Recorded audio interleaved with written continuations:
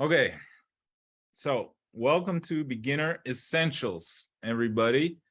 This workshop is just what it says. It's built for beginners and intermediates who want to take their Spanish to a conversational level. Okay, that's what I teach. That's what I do all day, every day with my team of coaches. And so to get conversational is a much different goal than to get survival Spanish. And so what we're going to really talk about today is the difference, like what is your goal? And if your goal is conversational, how do you get there? If your goal is survival, how do you get there? If your goal is fluency, how do you get there? Right? It's all about knowing where you're trying to go, and then knowing from there, we can figure out how to get there, because it's not just one straight path. It's not just if I study Spanish for 1 year, I get to survival, and then next year it's conversational. It's like different worlds. Okay, it's like different approaches, different worlds, different tactics, different techniques, depending on your goal. So we want to get clear, and then we'll talk about the steps to get to these different goals, especially to conversational Spanish. That's what I think is the most rewarding level of Spanish. That's why I teach it, because it's the most life-changing. It's survival is cool, it's useful, but conversational is where you get to really meet people, connect with people, and experience Latin America. So here we go. Let's do it. All right. Where are you now? So everyone in the chat, just put your Spanish level, what you believe is your Spanish level, 1 through 10. Okay, let me know who is in the group. Let me get a little idea. So Julie says 5. Aaron says 1. Diana 0.5. Okay. Dawn 1. Mike 2. Good. Charles 4. All right, good. And how many months or years have you been studying Spanish? How long have you been studying Spanish? Aaron, 1 week. All right, cool. Welcome to the jungle. All right, Julie, 50 years. Okay, we got some extremes here. We have Aaron with 1 week and Julie with 50 years. Charlie, on and off 6 years. Dawn, not much. Mike, 4 months. We've got a wide range of things. Okay. So Diana, not studying, but I have lots of apps and books. Been living here for 2 years. Okay. And so you can see a wide range, but from months to years, right? I think Julie gets the prize for 50 years. And she says she's at a level 5. So Julie is probably at what we call the intermediate plateau. And so I really look at Spanish in 4 levels: survival Spanish, the intermediate plateau, conversational Spanish, and fluency.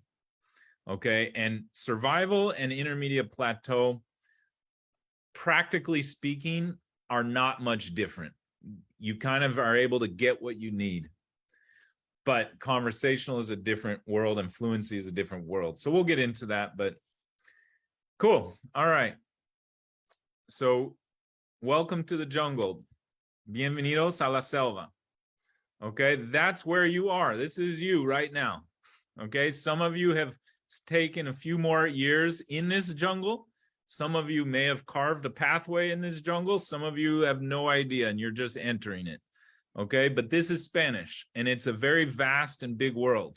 Okay, there's 100,000 words in the Spanish language, and that's not including verb conjugations.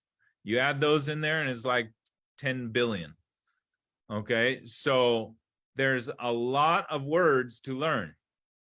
And if you try to learn them all, it's not going to work. So we have to know what's your goal to know what you need to work on. Okay, so here we go. What is the goal? I'm not going to preface it. Just tell me what you think your goal is in the chat. Just tell me, and then I'll walk through in detail the different goals. So what do you consider your Spanish goal? All right. And in that, include what's your biggest motivation. Actually, we'll get to that. Just your goal. Just your goal. We'll get to motivation after. Just your goal. Don says conversation. Okay, understanding better. Speak better than I understand. You want fluency. Another, Diana, fluency. I want to be conversational. All right, right now. Okay. Cool. Give it a minute. Navigate daily life, catch the bus, go to the store, live in Puerto Vallarta for 6 months of the year. Okay, so cool. So that's good to know. Different goal, right? These are different goals. Aaron, speak with local friends without having to speak English. Awesome. Charlie, to be able to connect with locals. Okay, sweet. All right, good. Okay, you can see that you all have slightly different goals. All right. This is sort of the international standard of Spanish. All right, the levels, A1 to C2. So I would consider A1 and A2 to be what I call survival Spanish. This means you can get your needs met. You can order food, you can buy things, you can get a taxi, right? Getting your needs met. Step here, B1 is called the intermediate plateau, and practically speaking, it's still just getting your needs met, just a little more confidently, but you're not much beyond immersion. You're not really in immersion. You're not able to just flow with people. You're still just kind of same conversations over and over and over again on repeat, like a broken record. Maybe Julie can speak to that because she's a level 5, but you're kind of stuck in the same topics all the time. Right? Julie, does that sound familiar to you? I'll let her answer. In the meantime, so conversation starts at B2, in my opinion. That's where you go from I can get what I need to I can talk to people. I can talk about almost anything, right? I can flow, all right? So Julie, perfect. She says, I can talk about everything, but I just don't understand the answers. Perfect. That's an exact example of intermediate plateau. She can understand everything, but she can't, she can say everything, but she doesn't know the answers. If you can't understand them, you're not having conversation. So you have to have conversation by listening. You have to develop your Spanish ear. All right. We're going to talk about how you do that today. Okay. So these are common issues that we'll address. All right. So B2 and C1 is where the world changes. Your life changes. You can have friends. You can have relationships. You can have work opportunities. You can volunteer. You have traveling, confidence to travel by yourself. All of these things happen at B2. All right. C1, conversational, C2, fluency. All right. The gap between C1 and C2 from conversational fluency is not as life-changing as the gap from B1 to B2. That's the bigger life changer. Going from conversational to fluent is way less impactful on your life because you're already doing pretty much everything you want to do. You're just doing it better, right? But conversational, you're talking to people, maybe you make mistakes here and there, but you understand them and they understand. So the biggest jump, and that's why I teach what I teach, is the B2 C1 level. That's where your life experience changes, where the quality of your life changes, the people you meet changes, the things you can do change. So that's what this is all about. So this is survival Spanish, right? Restaurants, taxis, getting what you need, be able to get what you need to survive. Okay. Conversational.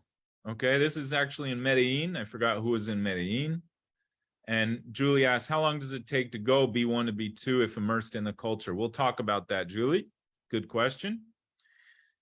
have a one-on-one conversation about any topic where you can understand them, be understood in a way that flows naturally. This is conversational Spanish. Okay, that's what we want. It's not perfect all the time, but you can speak, you can express yourself, they can talk back, you understand 90% of what they're saying.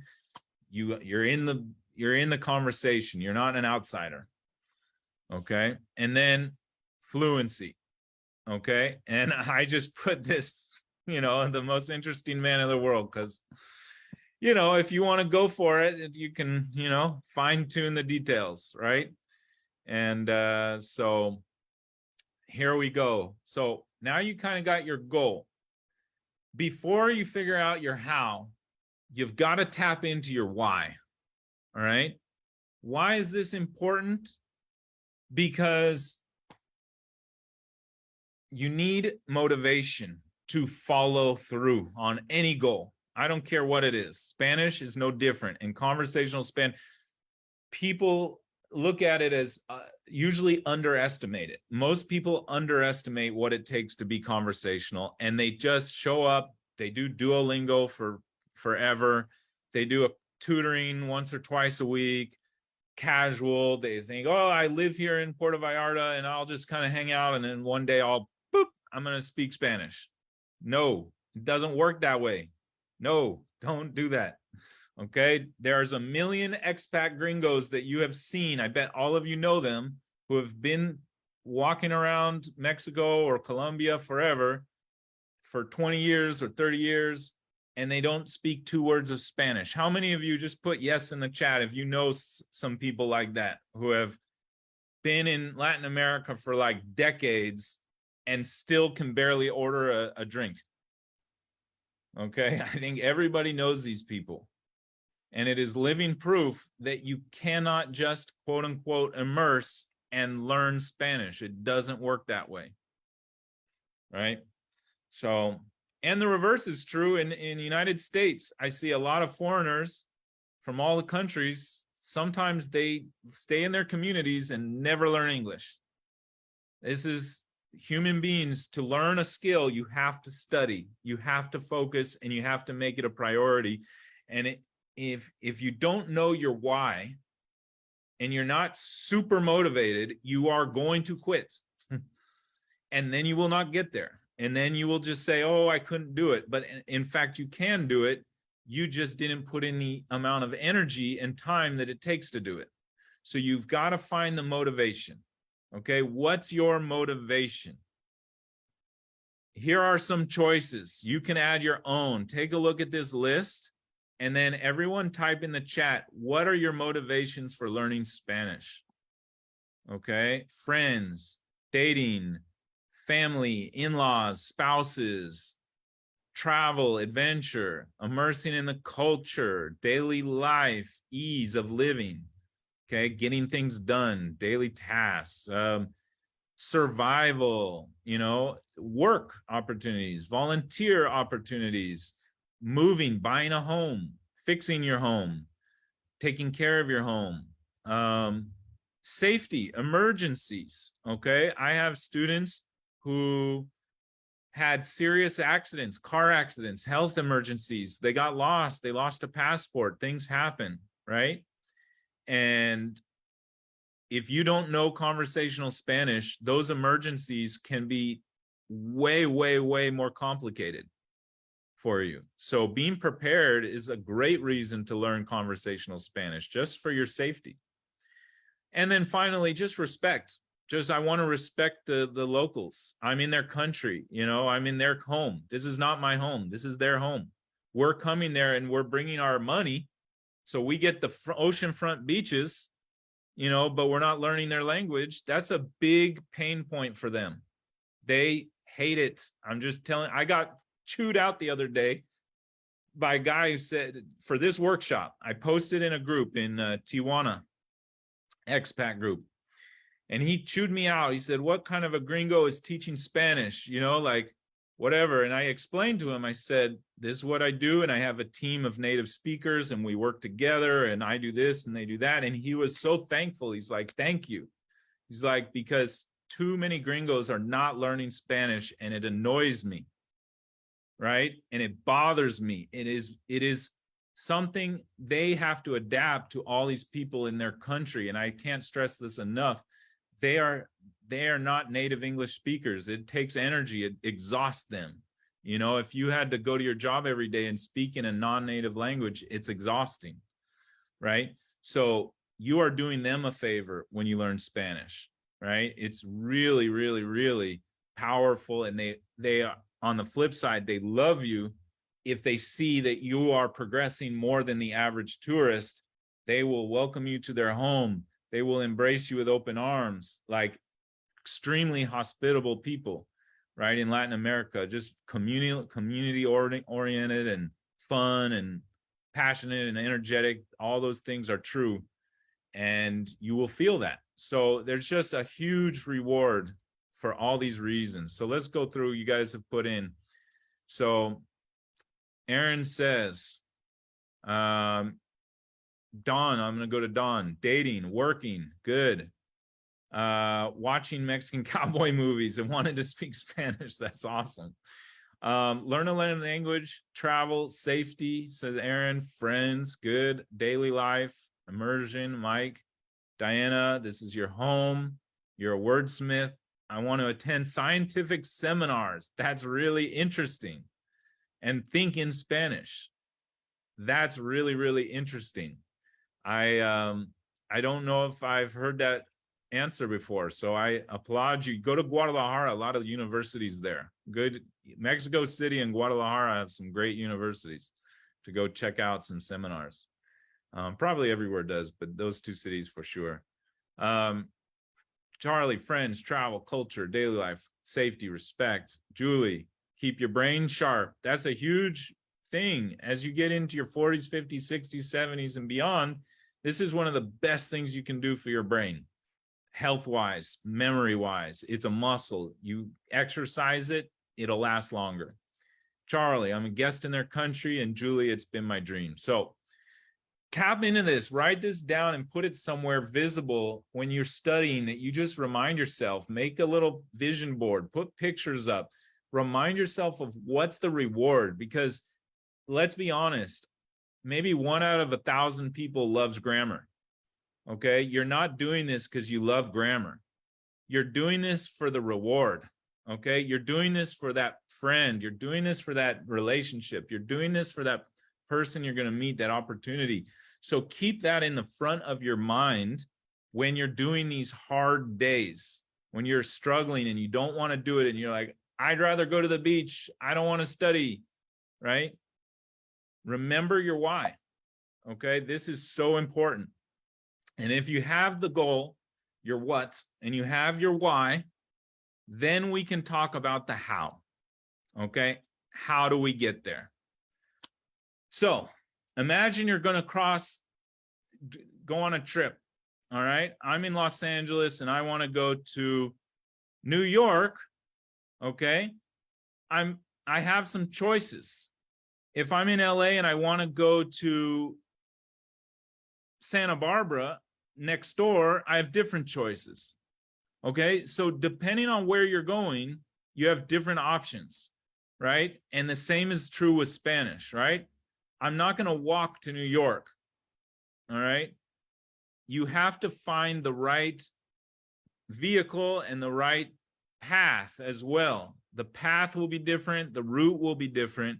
If you're in a car, a train, a plane, walking, Spanish is no different. How you go depends on where you're trying to go. Okay, so let's look at the options. So here are the main options for studying Spanish. You have self-study, do it yourself. Just live in the country. I don't recommend that. It's the least chance of success. Okay, but some people think they can just immerse. Some people are super, super good at language. They can open a book and immerse and they got it, but that's 1 out of 1,000,000. Apps, survival Spanish only. Forget conversational Spanish with apps. You need live practice. So you have tutors, community colleges, and immersion schools. Those are your 3 options for in terms of live classes. Okay, and we're going to talk about the differences that they teach and what they teach and how they teach, and my philosophy. Of course, I'll tell you my philosophy, and I'll tell you what their philosophy is, and you can compare, and you'll probably have some experiences and to compare it with. Okay, so all right, so we've chosen our tutor, we've chosen our program, whatever. Let's just say we've chosen it. You get your mindset right, you got your why, make this a commitment. Okay, long-term consistency trumps short-term intensity. Okay, do not try to hit the $1 million shot. Do not try to hit the grand slam home run every time. You want little progress, 30 minutes, 60 minutes, get that lesson, get that words, long-term consistency, get that mindset. Learn to enjoy the routine. Learn to enjoy the boring drills. Find a way to make those fun and incorporate them in your daily life. Okay, don't be scared of the routine. Routine is great. It is necessary for Spanish. It is so necessary for Spanish. All right, consistency. Do not do one of these 2-week immersion schools for 20 hours a week for 3 weeks and expect to get there. Okay, it doesn't work that way. Just like health and fitness, you can't do it that fast. You have to do it over time if it's going to be sustainable. All right. So what's your routine? Get your calendar out. When can I study on Mondays? When can I study on Tuesdays, Wednesday, Thursday, Friday, Saturday, Sunday? Organize yourself. Have a plan. This isn't for the rest of your life. This is one time in your life. The next year will be your year to learn Spanish. Okay, to get to this goal. Maybe it's 2 years. But once you get it, you have it forever. Unlike fitness, you don't have to keep doing this all the time. You get to conversational Spanish, and then you don't have to do it again.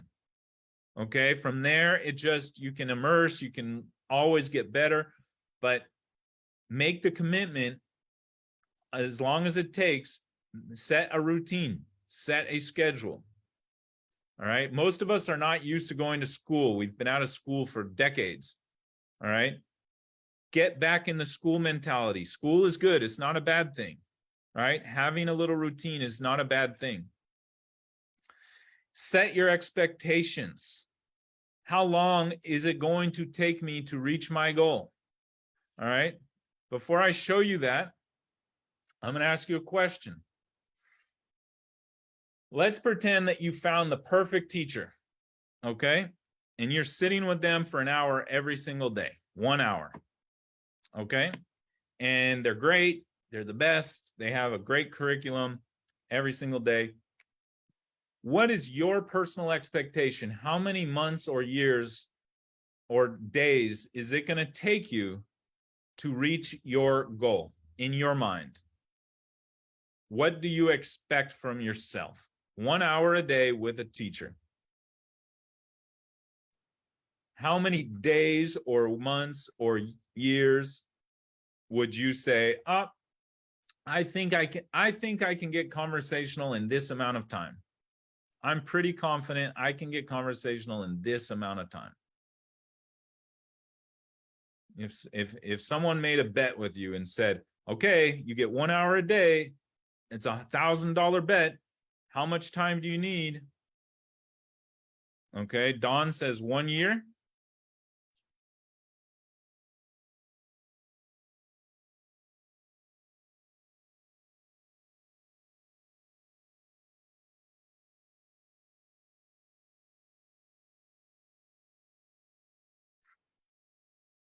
All right. Years if you don't practice outside of that hour, says Aaron. Charlie says just commit and see how it develops. That's fine. Mike, a year. Diana, no idea. Julie says a month by living there. Okay. This is good to know. Maybe they're right, maybe they're wrong. But here's the thing, Julie. What's going to happen if you spend a month living there and they're wrong and you don't make any progress or very little? Are you going to quit? Right? This is the problem with expectations. If we set unrealistic expectations and we don't meet them, we can get discouraged and then we quit. So part of the job of a good coach is to help you set realistic expectations for yourself so that you stay focused, right? Because if your expectations are too high, if they're too low, that's actually okay. Like Charlie says, all I can do is commit and consistency. That's actually the perfect answer. Because if you're doing the right things and if you're doing it with the best teacher, then you'll get it whenever you get it, right? Some students are smarter than others with language. Some get quicker, whatever. It doesn't matter. As long as you're consistent, you'll get there at some point. But what we don't want is setting too big of expectations and then getting discouraged. So that's why expectations are important. Okay. Diana, it depends how you live your life. Many are isolated. Yeah. Again, there's many expectations. I mean, many results depending on a million factors. But the point of this exercise is, what is your expectation? And is it realistic for the amount of work that you're putting in? Right? That's what we need. We need a realistic goal with a realistic expectation. So here's the international quote unquote standard. This is what they tell you. 0 to conversational in 300 to 600 hours of class time, not counting study time. You can double this if you add study time. 300 to 600 hours with a teacher. So if you're doing an hour every day with a great teacher, 300 days, that's almost a year, up to 600 days. So 1 to 2 years with a great teacher to get conversational, doing an hour every day. Okay. So Julie, maybe she's here in the level intermediate because she said she was level 5. So maybe for you, Julie, it'll take 100 hours, whatever, right? So we don't know. I would have to assess it with you, but this can give you guys a little bit of the rule of thumb. All right. I know from students I have that I can do it in about half the time with many students. Instead of 300 to 600, it's usually like 200 to 400 hours. Okay. But some students are faster, some are slower. This is life. All right. But it gives you an expectation. Okay. On a side note, I have a cousin who works for the U.S. State Department in the embassy in Mexico City, she and her husband. And she didn't know Spanish. They had to take her to do the State Department language program to train her to learn Spanish. She learned conversational Spanish, and her husband learned business Spanish because he was doing business meetings. They had to go to class 8 hours a day for 6 months. 40 hours a week plus 2 hours of homework, 50 hours a week of Spanish for 6 months. So what is that? 50 hours times 12 weeks would be, 3 months, 600 hours. Okay, so they did 600 hours to get there. And guess what else? Her husband still can't order food off a menu. Why? Because he was studying for business Spanish. Right? Exactly. So you also have to know what you're studying for your goal, right? His goal was business Spanish. Her goal was conversational. So you got to know your goals, because that way you can target them, right? If I'm targeting business Spanish, I can focus on that stuff I need. Conversational, I need different things. Survival, I need different things. So the more targeted you get in your goals, the more fast you will get to your goals. Okay? You don't just say, I'm going to the East Coast. You're going to New York, Florida. These are two different places, right? So you need to be focused and targeted with your goals. All right. Now the part probably you were waiting for. You probably didn't expect so much mindset stuff, but now we're going to get to the actual steps. All right. This is actually what you need to do. Okay. But I can't stress with you enough, after 25 years of being immersed in Spanish, 15 years living in Latin America, and 5 years teaching hundreds and hundreds of students, I can't stress to you enough how important what I just told you is. If you want to get to your goal, that mindset stuff is so important. If you don't take it seriously, you will fall off the wagon. It is so easy to fall off the conversational Spanish wagon, right? So I want this to ingrain in you. Okay, now let's talk about the how. All right, what do I need to do? Okay. All right, I created this program because this is what I wanted, and it was based on my own personal experience of how I got here. Okay, and then I have a team of teachers, and we all put native speakers from Mexico, Argentina, Venezuela. So our team and I have put this program together for this goal. I started with high school Spanish 25 years ago. I did 4 years of it. I got good grades, A minus. Then in 2008, I went on a trip for 3 months to Mexico with a friend of mine. His family was from Guanajuato. We drove around the country for 3 months. I fell in love with it. I said, I'm going to learn Spanish. From that point on, I spent the next 4 years immersing myself in Latin America. I moved to Miami, Little Havana. I lived there for 2 years, and then I took 2 years living in South America, Argentina, Colombia, Chile. I went all over the place, Puerto Rico, you name it, Mexico, Guatemala, Dominican Republic, even Spain, across the ocean. I have immersed myself, and it took me about 4 years of tutors and immersion schools and different apps and doing it by myself with a dictionary. And there was no Google Translate back then, so I was doing a dictionary in my pocket. And it took me 4 years. So altogether, I always say it took me about 8 years, 4 years of high school and 4 years of kind of figuring it out. And I was very motivated, and I was pretty intelligent, right? So if you're trying to just figure it out on your own, that might give you a little context of what it took someone else, okay?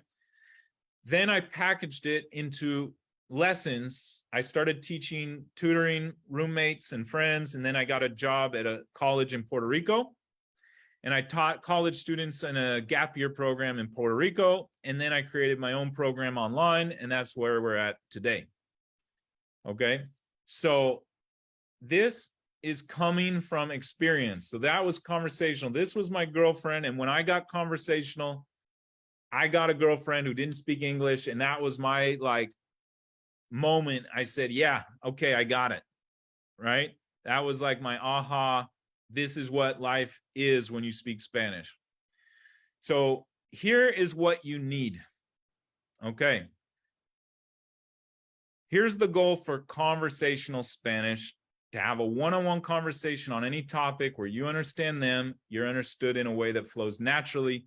To get that goal, you need 3 main things, all right? And I apologize, I'm not a graphic artist, but this gets the point across. You need vocab, you need words, you need to hear the words, and you need to say the words, okay? Too many programs are lacking in one of these 3 things, okay? Either they're not teaching you how to hear the words, or they're not, or maybe it's a college course and they're not giving you enough speaking opportunity, or it's a private tutor and they're not giving you enough grammar and theory and explanation, right? None of those are good. Too much theory, not good. Too much immersion without theory, not good. You need clear explanations in English and then Spanish immersion to practice. You need both, okay? And you need all these 3. You need perfect pronunciation. First, before you memorize a single word, you need listening skills. You have to hear Spanish. You have to develop that from day 1. You don't wait until you finish the program. You start from day 1. We'll show you how. You need 200 verbs, minimum. Minimum. There's thousands of verbs. You need at least 200. Most programs will only give you 20 to 50 or so. If you're lucky, maybe you have 100. Okay. 8 verb tenses. Most programs in the first year or two, you'll only learn 2 or 3, maybe maximum 4 verb tenses. You need at least 8 minimum. Okay. You need 200 what I call glue words. We'll look at those, what those are. They're little prepositions and conjunctions and stuff. You need 50 to 100 topics, nouns, adjectives, vocabulary. Okay? So, we're going to do an exercise. I went to the beach with my friend. Anyone who wants to type in that chat, how do I say that in Spanish? Everybody try to say that in Spanish. I went to the beach with my friend. Let's see what different answers we get.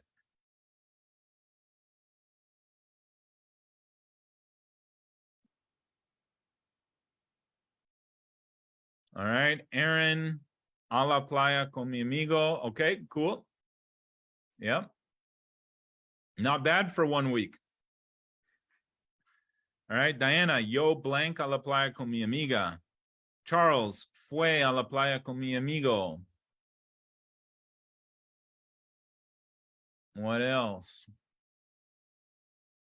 If you don't know it, just put ... and skip that word, right? So just put the words that you know. If you only know one word, amigo, everyone knows amigo, I hope. Right? Just put whatever words you know. ... amigo. Good. Okay, that's fine. Okay. At least you know one word, right? Okay. Cool. No more answers? All right. So, here it is. All right. Yo fui a la playa con mi amigo. I went to the beach with my friend. Okay. This is a sentence. All right. Conversation is just a bunch of these strung together. Every sentence that you could give me has 3 parts: verbs, glue words, and vocabulary, which I call nouns and adjectives. I went, verb. To the, glue words, those little connecting words. Beach, vocabulary. Glue words, vocabulary. Verbs, glue words, vocabulary, all right? That's it. There's 3 parts to every sentence. Okay? Now, let's pretend that you're going on a trip to Cancun and all you want to do is survival Spanish. All you want is to be able to order drinks off the menu and get a taxi. Which of these 3 are you going to focus on the most? You have 1 day to cram for some Spanish today on the airplane. You got to cram. What are you going to cram? Verbs, glue words, or vocabulary for your trip to Cancun? Aaron says vocab.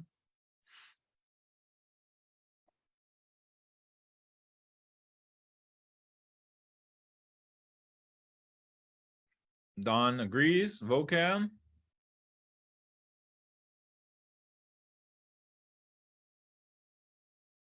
Okay. Anyone else? Everyone? All right. Okay. So, thanks, Charles. Okay. Vocab is the answer. All right. Vocab is the king of survival Spanish.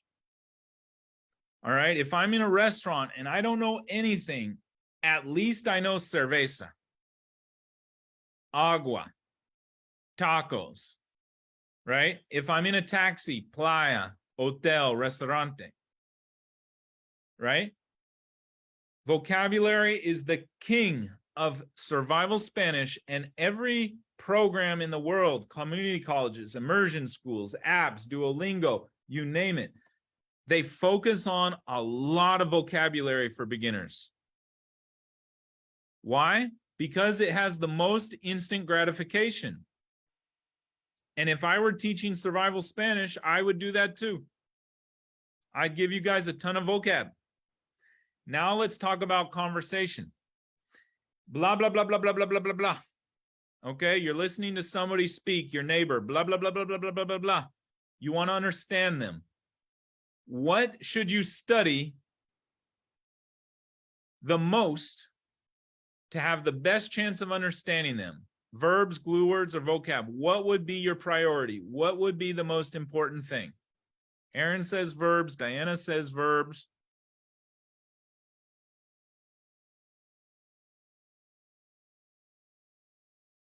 Anyone else? Everyone agree with verbs? Well, you're right. It is verbs. Okay. Why? Why is it verbs? Okay. Let's pretend that I have a list of words on a big scroll, 5,000 words. And I say, here you go. Here's Spanish, conversational Spanish. This is it. Which words would you put on the top? You'd put the words that are the most common on the top. Hola would come before elefante. Right? Okay, so that's our philosophy. Our philosophy is learn the words that are the most common first. All right? How many times today did you guys say the word beach? Honest answers. 5, 1, 0, 2. How many times did you guys say the word beach? Some of you live by the beach. Some of you don't. How many times did you say the word beach today? 0, 0. Did anybody say the word beach today? Diana didn't talk to anyone. Okay. How about this week, Diana? How about this week? Okay. Mike, 10. Okay, so Mike might live by the beach and he said it like 10 times. Cool. All right. How many times did you guys say amigo or friend? Okay. How many times did you say friend today?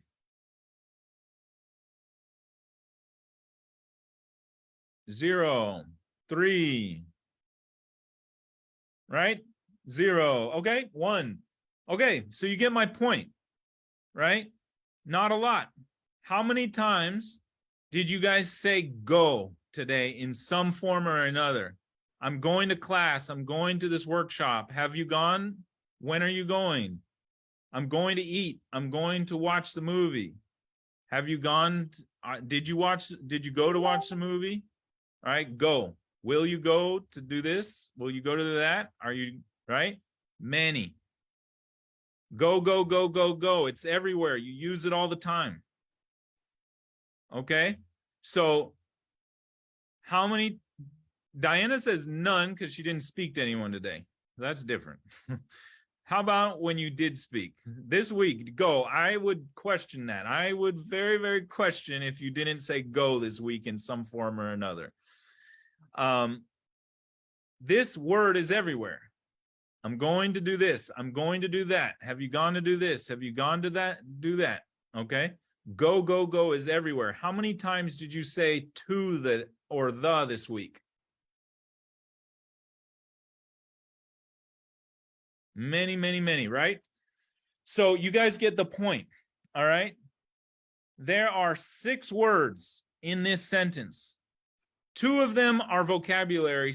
There are 8 words in this sentence. 2 of them are vocabulary. 6 of them are not. 6 of the 8 words are verbs and glue words. 80% of Spanish is not vocabulary. Think about that. 80% of Spanish is not vocabulary, conversational Spanish. That means that you could spend all year learning every single noun in this dictionary. 10,000 nouns in this dictionary, and you would still only be speaking caveman Spanish. Book, good. Hair, blonde. Food, delicious. Right? 10 million nouns, and you're still talking like a baby. Okay? So if you don't have the verbs and the glue words, you will not be conversational. And there are far fewer verbs that are used all the time. There are 200 to 400 verbs that are used over and over, no matter what the topic is, the beach, the restaurant, the hotel, the taxi, whatever, the doctor's office, the same 200 verbs and 200 glue words are everywhere. I don't care what you're talking about. They're there. I'm going to the beach. I'm going to the doctor. I'm going to the hospital. I'm going to the doctor with my friend. I'm going to the market with my friend. I'm going to the, movies with my friend. No matter what the topic is, the same 200 verbs and 200 glue words are always there. And there are thousands of vocabulary, and it totally depends on your topics. If you are doing business Spanish like my cousin, you need business words. If you're talking about family, you need family words. So whatever, sailing words, fishing words, yoga words. So whatever topics you're interested in, you need different vocabulary, right? There's a few topics that, like getting directions or buying food, that are really universal. But then when you talk about your life or you meet people, you're going to have different things that you talk about than someone else does.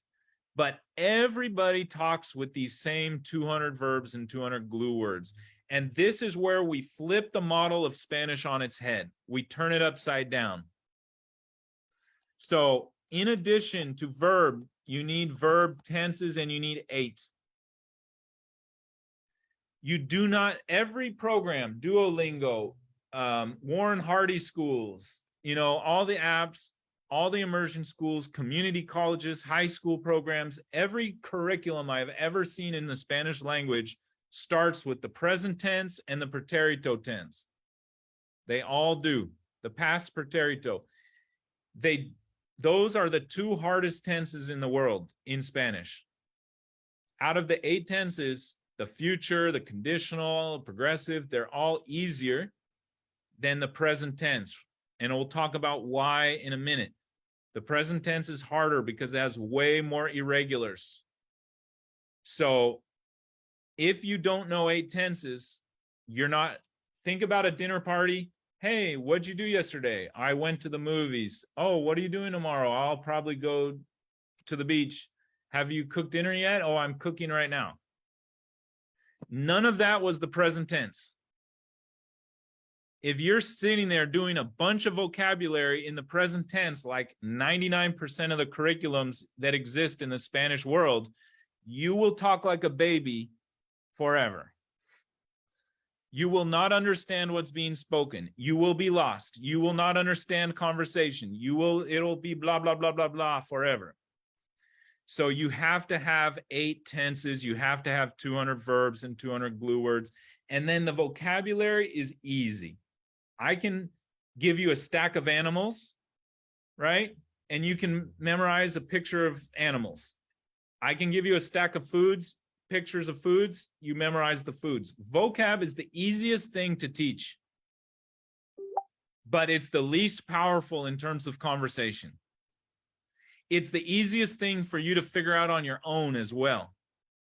The hard thing for you to do on your own are the verbs, the glue words, and the verb tenses. That's the hard thing to figure out by yourself. Vocab, easy. Okay? So this is how I have flipped, and the team and our program flips the curriculum of Spanish on its head, because our goal is not survival Spanish. So we're going to forget about that. We're going straight to conversational. We're going to teach you the verbs. We're going to teach you the glue words. We're going to teach you the verb tenses, and then we will add all the vocabulary. Okay, that's roughly what we do in my philosophy. Right? So this is kind of a visual. You have to learn pronunciation. You have to learn to hear it. You have to learn some basic vocabulary. Then you need 200 verbs, the 8 tenses. Then you need the glue words. Okay. And the glue words, I call the themeless words because they are the words that are used in every topic. So it's like, take a sentence, I need to eat pizza, add a little vocabulary, right? I need to eat pizza. And then you add the glue words. This pizza, that pizza, these pizzas, those pizzas, his pizzas, her pizzas, their pizzas, with John, without John, before John, after John, right? Here, there, over there, right? A lot of pizza, some pizza, a little pizza. These little words are in every topic. This movie, that movie, this friend, that friend, this beach, that beach, his beach, his movie, her movie. These little words are everywhere. All right. And then vocab. So that is the philosophy. Now let's get into the practical. Let's do some pronunciation. Let's do some listening. Let's look at the verbs. Let's look at the glue words, and let's look at the vocabulary and see how that looks in practice. Okay. Cool. Anyone have a question on that? The philosophy, the methodology so far? The difference between survival and conversational. Does it make sense? Is this ringing bells? Is this making logical sense? Does anyone have a light bulb going off? Does anyone have a little aha moment? Like, oh, maybe I've been doing the wrong thing for a while. All right. If you take this to heart, you can save yourself years of wasted time if you take this to heart. If you know your goal and you have a good plan to get to that goal, you will get there so much faster than meandering through the apps, the tutors, and the community colleges' survival Spanish curriculums. Okay. So Diana asks, how much difference is there between pronunciation between countries, not counting Spain? I have lived in almost every country, Spanish-speaking country in the world. Almost every one. And I have done very well in every single one of them. The hardest countries for me, Chile has a lot of weird slang. Puerto Rico, Cuba, and Dominican Republic, very, very, very fast. Okay, those are the fast countries. But everywhere else, it doesn't matter. The accent is a little different. A couple of words are different. But in terms of conversational Spanish, 95% of Spanish is the same worldwide. The thing that changes between countries is the vocabulary. Again, that's another good reason to follow this method, because the verbs and the glue words and the conjugations will not differ between countries very much. What does change a lot is like different foods, like in banana is plátano or banana, depending on where you are, or it could be china. If you're in Puerto Rico, they call bananas chinas, or excuse me, oranges. They call oranges chinas in Puerto Rico instead of naranja, right? So you have these different words of nouns and adjectives that have a little more diversity in different countries. But in terms of the verbs, the glue words, and the verb tenses, those are very, very consistent across all the countries. So if you get a good foundation, you'll easily be able to immerse in any country and pick up the little different words very easily. I've done it for my whole life. All right. So let's look at reading. Okay. So first step is reading. Okay. And by the way, before starting on these, okay, we have videos in my Facebook group with special workshops on all of these different topics. And so I'll just show you real quick in my Facebook group. Okay, this one, all right. You just, if you're not a member, join, it's free. I post these workshops and the replays here. And in there are guides. And in the guides, there are workshops. Okay, Serena Star, pronunciation, listening, different verb tenses, pronouns, grammar stuff. Okay. So in the group, we will go in depth in these different skill sets. Today is all about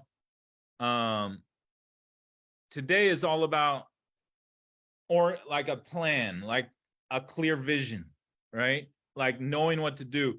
The other workshops has more like details on exactly how to do each step. Okay, so if you guys want to join, or I'll just quick mention it, and then we'll get into the practice, and you guys, I'll have you guys do some exercises out loud with me. Okay, but if you are interested in the group, okay, send me a message. All right, my name is here. Okay, I'll post it in the chat right now. Okay, this is my profile. I'll paste it in the chat. And you can just message me. You all probably have my message anyway, at some point. But you can message me. And here's the link to the group. Okay, it's in the chat right there. Okay, and you jump in, you apply, I'll let you in, and then you can go and review all of the videos and the workshops. Okay, and you can ask me questions, and if you want to know more and talk to me about your goals, send me a message. Okay, easy to find me, shoot me a message. Awesome. Okay, if you put your information in the chat, I'll contact you as well. Okay, so put it in the chat, let me know who you are, and I can talk to you. All right, so we do this every day. We have a team of great coaches. We do this every single day, and we help people get conversational. All right, that's enough of that. Let's get into it. All right, I need a volunteer. Who wants to be the first volunteer? Who wants to be the first volunteer? Okay. Anybody? I see a hand. Diana. All right, you're up, Diana. I'm going to unmute you. Okay, so this is a reading pronunciation exercise. There are 5 things you need: pronunciation, listening, verbs, glue words, and vocabulary. All right, so we're going to kind of go over these and give an example of each of these steps. All right, so let's start with pronunciation here. Okay, here we go. All right, I'm going to have you read this paragraph. Good luck. First, what is your level, 1 through 10? 0.5.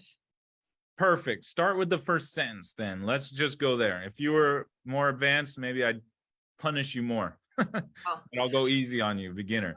I have to change the, hang on, I have to move this because the picture of people is in the way. Okay. Pardon me. El alquimista cogió un libro que alguien de la caravana había traído. Great job. That was not bad for a 0.05. Okay. Stop right. You're good right there. Stop right there. Okay. Take this word right here. I'm not sure how the G's go. So it's I would say cogió. Okay. Or cogió. So it's well, the rule for the G, okay, they're in the Spanish alphabet. There are 30 letters. Every letter has 1 sound. 5 letters have 2 sounds. These 5 right here.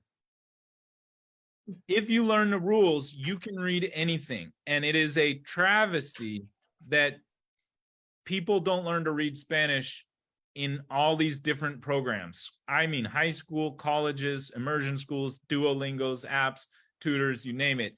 I almost never get a student, no matter how many years they've learned Spanish, I almost never get a student who can read properly. And that is slowing down your learning curve by years.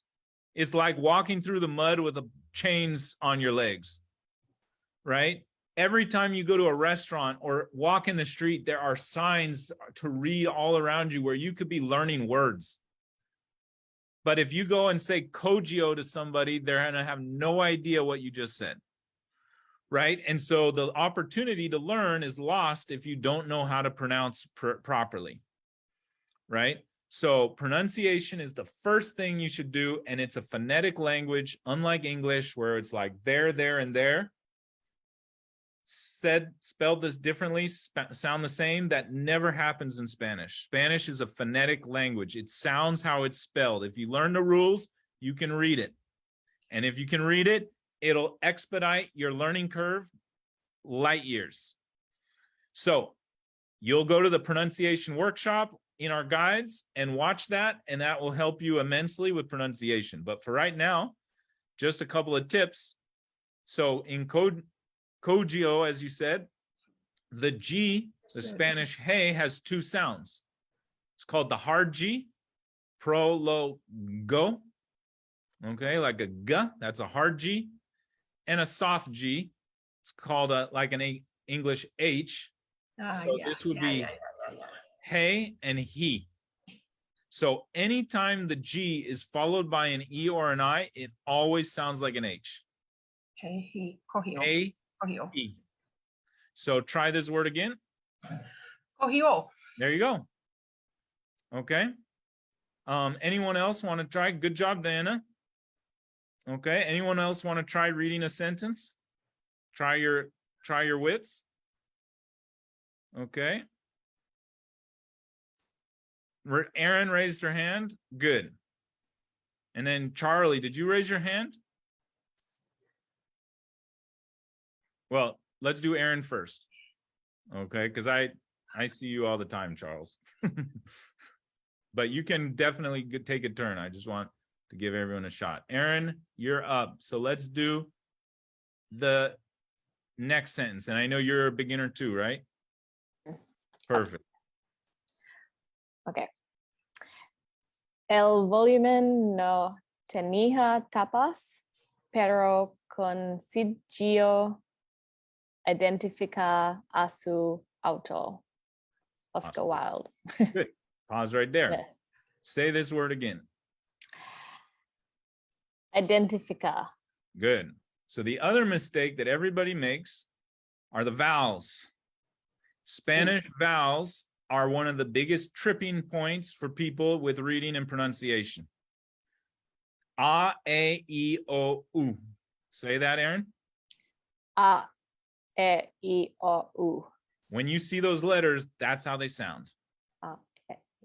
So try that word again. Identificar. Boom. Identificar. Identificar. Okay.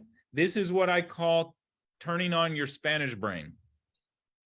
All right. Your English brain says identification. Identificar, right? Identification, right? That's your English brain. Spanish brain, it's E. Identificar. Learning to turn on your Spanish brain instead of A-E-I-O-U. Oh, forget that. I don't know that. Forget you ever knew that. It's A-E-O-U. Okay. Diana says, cognates throw me. Yeah, normal for a beginner, right? Because you're desperate for like one word, something to cling to, right? And if it looks kind of like an English word, you'll immediately go there, right? And so cognates are very nice and comfortable for a beginner. But once you get going, cognates, not cognates, not a big deal. Okay. Awesome. Okay. Anyone else want to try reading? Anyone else want the hands-on experience of trying to read? Any? No? Good. That's okay. All right. Cool. All right. That's pronunciation. Go watch the pronunciation video in our Facebook group. That tells you everything you need to know about Spanish pronunciation. All right. Cool. Step 2, listening. All right, it's 4:45. I want to finish in 15 minutes. That's my goal. Okay. Listening. I really want to emphasize this because this is so neglected and almost nobody teaches this anywhere. Okay. So listening is a skill. It is not a default. It is not something that just happens. All right. I get so many students at the intermediate plateau who can read a newspaper perfectly, and then I read it to them and they can't understand what I'm saying. And even worse, if a native speaker says it fast. Why? Spanish is the second fastest language in the world. It is more than just knowing the words. You have to train your ear to hear it. If you can't hear it, you definitely won't understand it. All right. So how do we train our ears to hear Spanish? Okay. Well, there are things we can do. Okay. There are two techniques that I have my students doing every single day. One is called training your ears with your eyes. Okay. This basically means subtitles, but Netflix doesn't count. Why? Because it has terrible subtitles that have no connection to the words being spoken. All right. So if you've ever had two children yelling at you at the same time, that's the equivalent of watching Netflix with subtitles. Because what you're hearing with your ears are totally different words than what you're reading. So your brain is like getting two inputs and it's fried. Forget it.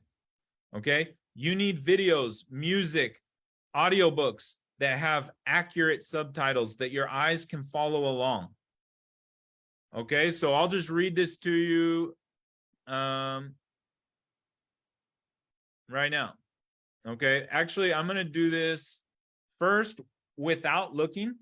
Who wants to be the first volunteer?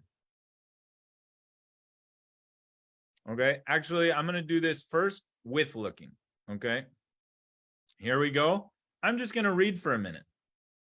Okay, and I want everybody to listen without looking for like 10, like I'll tell you, just we're going to read it and you're just trying to listen. And then I'm going to read it and you guys read it with me. So you use your eyes and I just want you to get the difference. Okay. So everybody, no looking, I'm going to read something to you and I want you to tell me 1 through 10, how much of it did you catch? All right, here we go.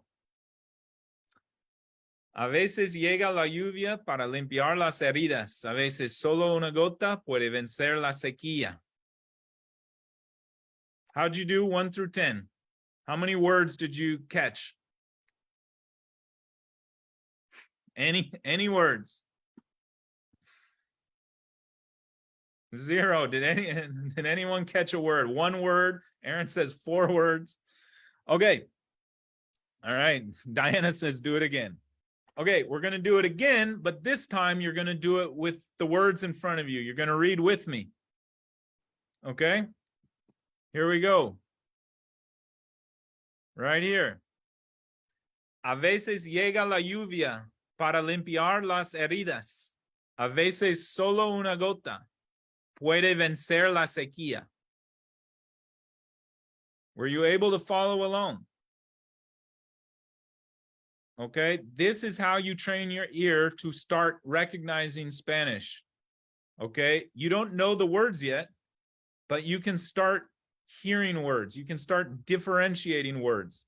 And if you have good English subtitles, you can go check out what they mean and learn a few words, even better. So here's what this means.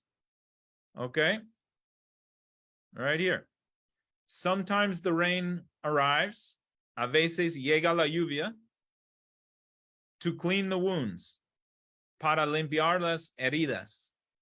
Sometimes only a drop, a veces solo una gota, can beat the drought, puede vencer la sequía.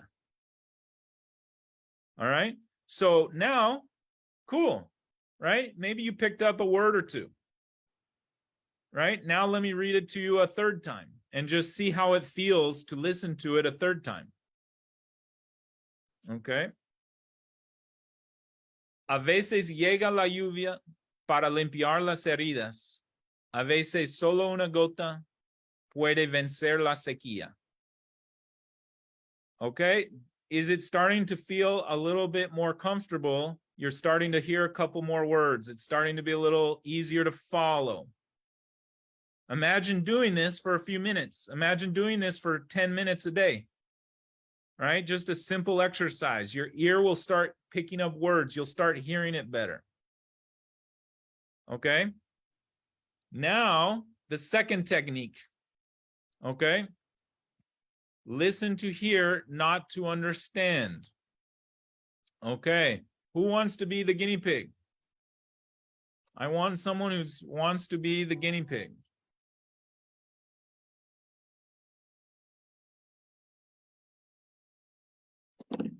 Who, anybody voted?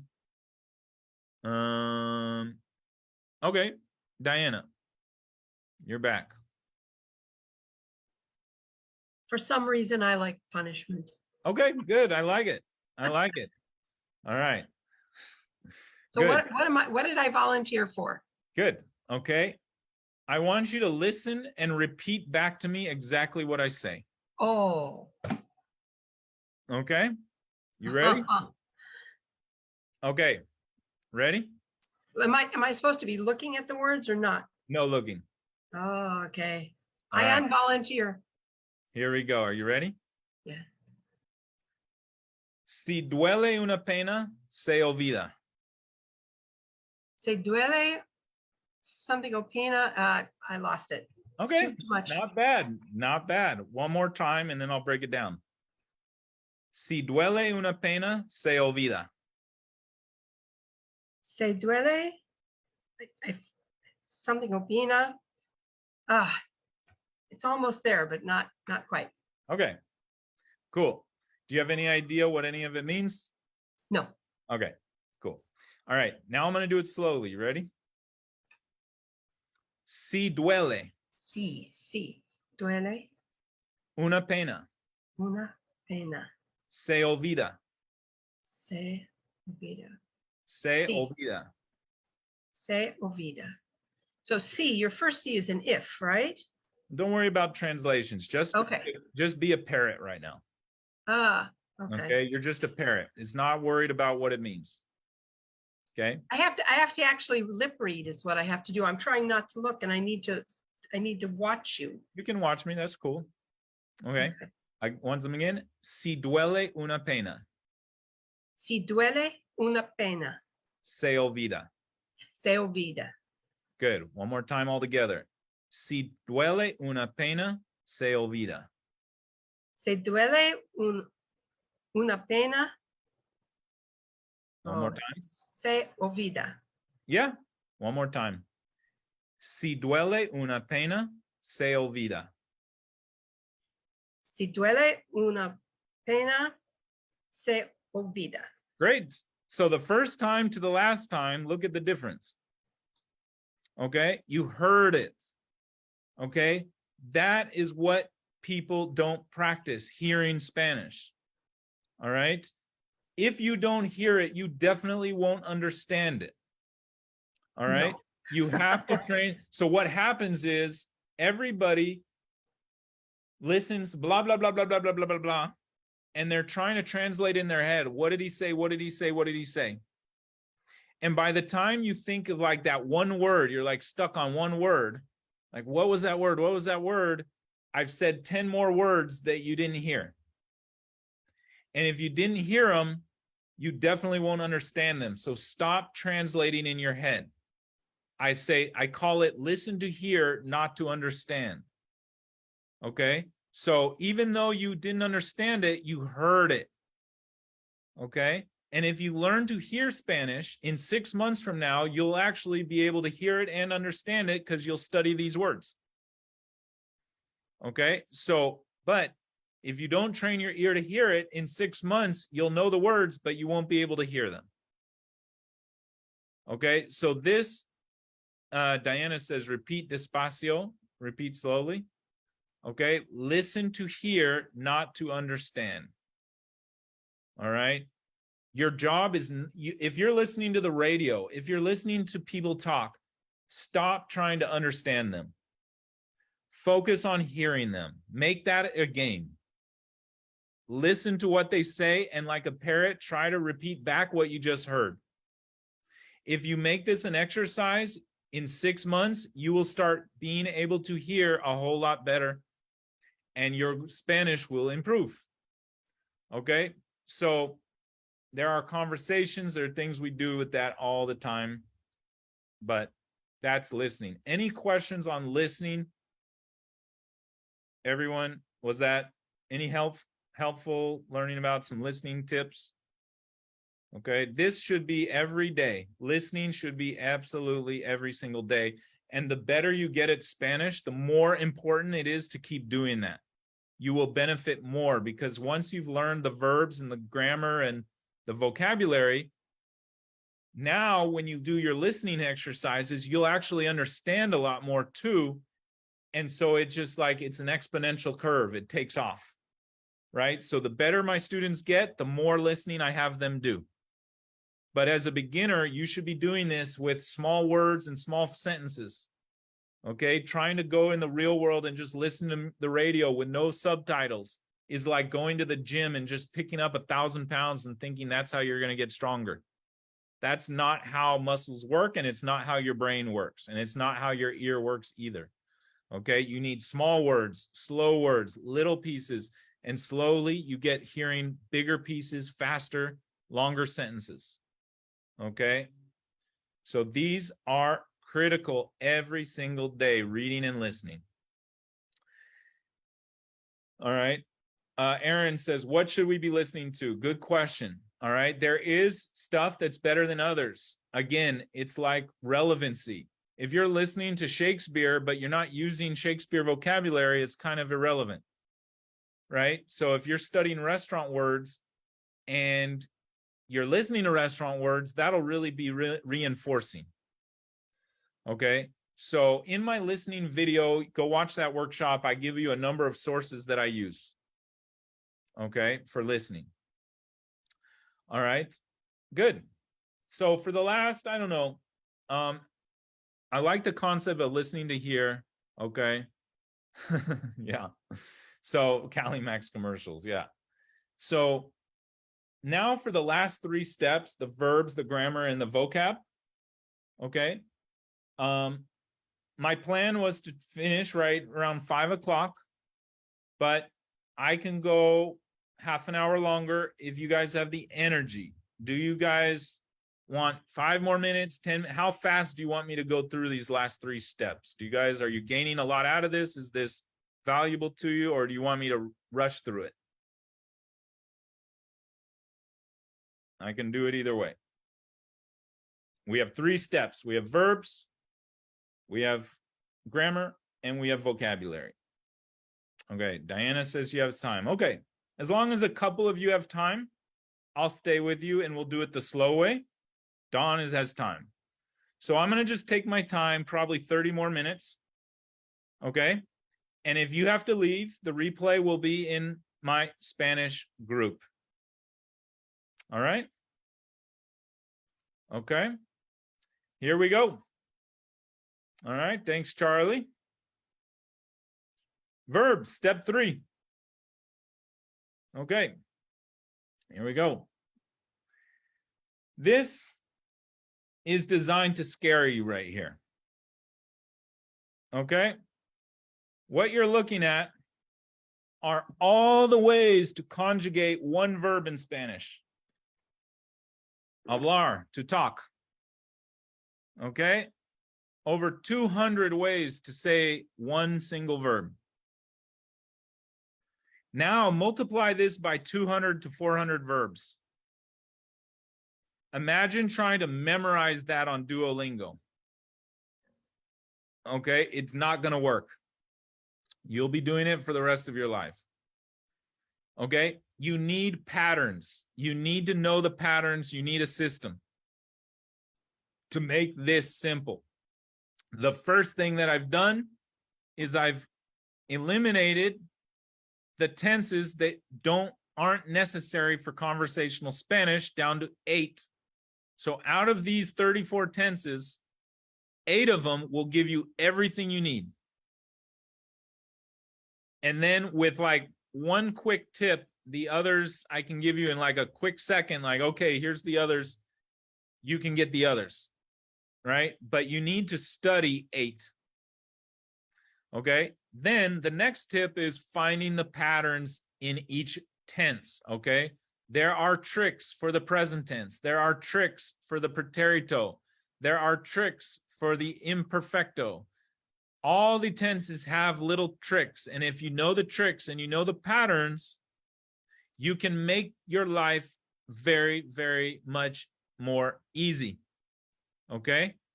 But this is the heart and soul of conversational Spanish. It cannot be avoided. If your goal is to talk to people, to date, to have a relationship, to have friends, to have volunteer, to work, to immerse, you cannot avoid Spanish verb conjugation. This is way different than English verb conjugation. Okay? They have a lot more of it than we do.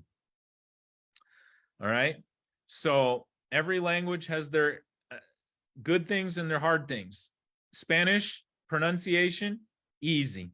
English pronunciation, terrible.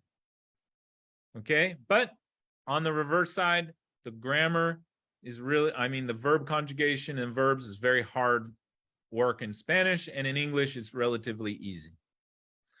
So, for example, in English, if I want to teach you the future tense, all I need to do is teach you one single word, will. That's it. That's the future tense in English. I will eat, I will walk, I will talk, I will go.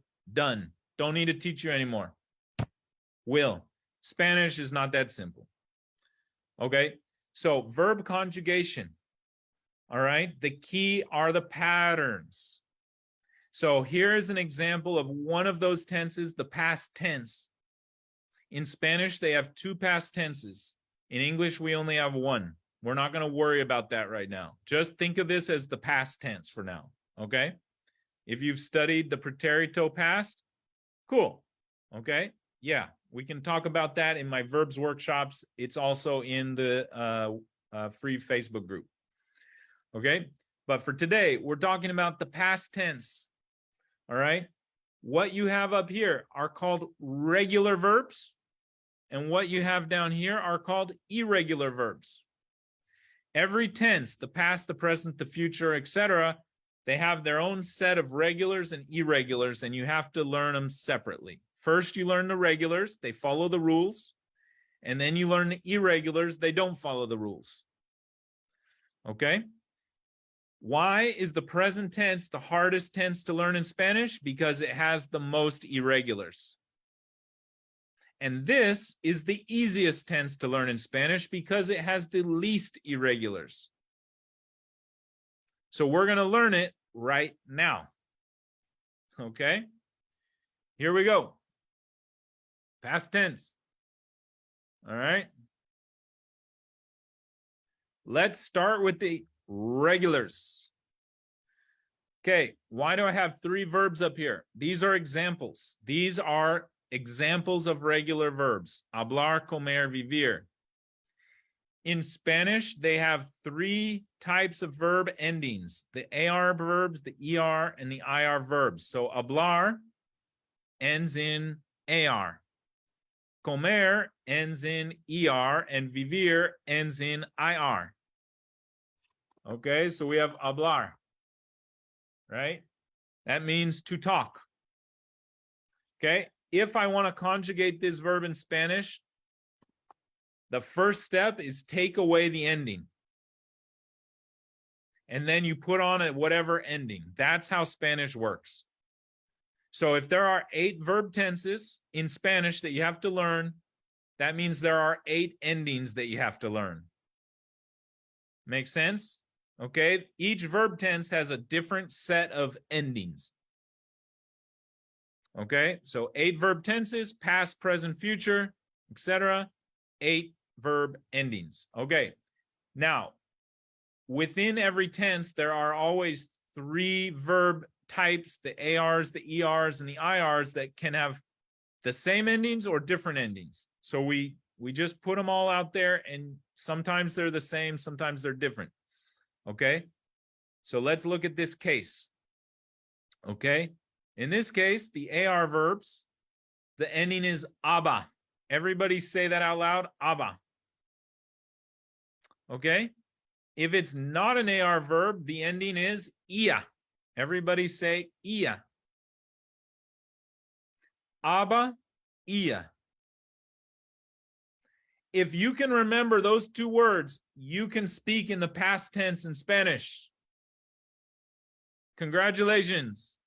Aba, ia, aba, ia, aba, ia, aba, ia, aba, ia, aba, ia. That's it. Remember those 2 little words, aba, ia. Okay? So, what's going on here? All right. So we have our verb hablar. It's an AR verb. So it ends in aba. So I take away the ending and I add aba. How do I say that? Hablaba.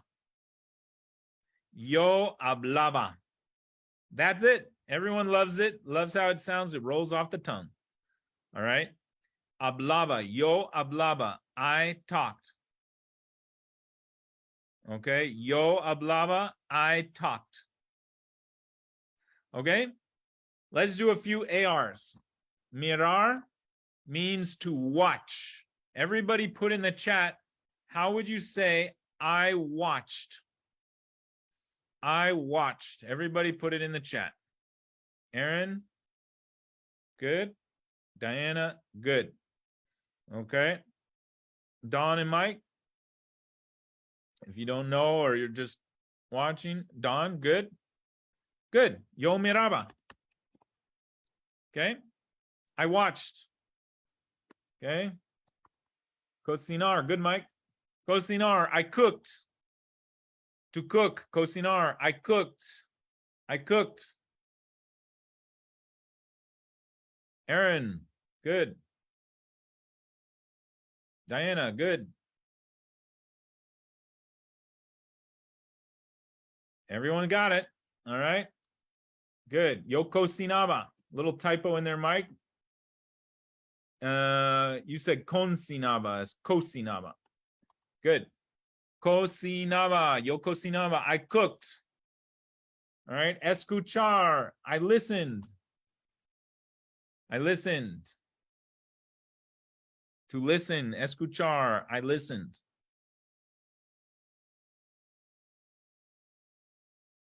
Good. All right. I think everyone's got it. Yo escuchaba. Now let's do the ER. Okay. Ia. If it's ER or IR, it's ia. So let's go with beber. To drink. I drank. I drank. All right. I drank. Good, Aaron. Good, Diane. Okay. Yep. No accents. Don't worry about that. Mike, you got it. Yo bebia. I drank. Okay. Abrir, to open. I opened. I opened the door. I opened the bottle. I opened the restaurant. To open, abrir. Yo abría. Yo abría. I opened. Good. All right. Salir, I left. I left. Or I went out. To go out. I went out. Good, Aaron. Good, Mike. You guys are nailing it. You guys are doing conjugating verbs. Okay.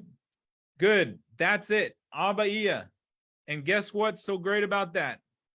There are only 3 irregulars in the whole Spanish language for the past imperfecto. That means if I give you 1,000 verbs, 997 of them are going to do aba and ia. Isn't that nice? Past tense in 5 minutes, okay? There's a couple of other little things. It's Abba, Abbas, Abba, Abban, Abamos. We're not going to get into all that. Watch my verbs video. Okay. But it's only a little extra. You got it. Okay. Abba, Ia. Okay. Watch my verbs video on the past tense. Okay. Then down here, you would just have to memorize those. I went, yo iba. I was, yo era. I saw, yo veía. Okay, so these would be irregulars. Okay, but that's it. And out of the 8 verb tenses that I told you about, right? Going back to here, remember these guys. Okay, the 8 verb tenses. Okay, 6 of them are just as easy as the one you just learned. 2 of them are very, very difficult. Guess which ones you will be studying forever if you do another course with somebody else. You will be learning the 2 difficult ones for months and months, if not years. And you will never, never know that there was this nice, easy tense that was waiting for you. You'll never even get to it. And it's extremely useful in conversational Spanish. So what we want to do is give you easy wins before we dig into the hard stuff. Right? We want to give you motivation and some wins before we tear you down. Right? So this is what it's all about. Everyone else will start here with these 2 guys, but these guys are way easier. Okay. So good. Any questions? And then we would take it to our list of 100 verbs and we would practice. All right. So like contestar.